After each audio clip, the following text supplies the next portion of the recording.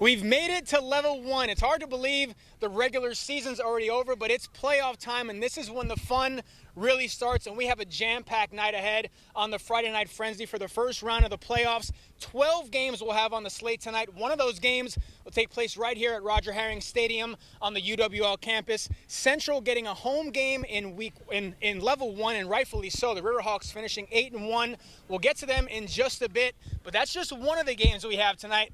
Kate, I'm going to put you on the spot. What game are you looking forward to? What game jumps out for you for level one? So many good games, but I'm really interested to see what happens over in Toma. You know, we didn't even know a week ago if the Timberwolves would make it into the playoffs. They won their last 3 games of the season, and they did. They just snuck in, but they also got a home game. They're the home game against Baraboo, a team that finished higher than them in the conference and beat them head-to-head earlier this year. So I'm excited to see if the Timberwolves can come out and kind of get their revenge in level one of the playoffs and show the area that they deserve that spot. I agree. Toma with probably their biggest win of the season last week against Onalaska, and that definitely helped them with the spot. I'm going to be a homer here. I know we're right in front of the Central Riverhawks. I'm going to say this is the game I'm looking forward to the most, just because the Riverhawks almost quietly went 8-1 this year. Their only loss coming at the end of a game against their biggest rival, Onalaska. They were 8-1. They could have been 9-0. They were a few seconds away from that.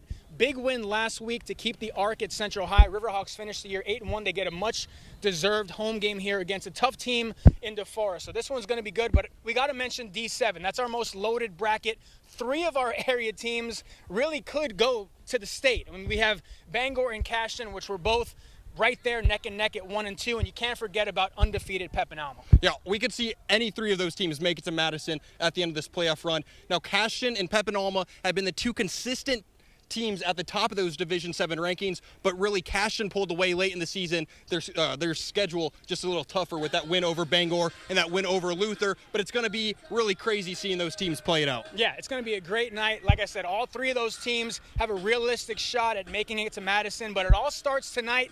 A lot of games on the schedule, 12 games for the Friday Night Frenzy playoff edition here in level 1. It's going to be an awesome night of playoff action. That's Kate, I'm Rob. We'll see you tonight on the Friday Night Frenzy. That's going to do it for sports. We'll be right back.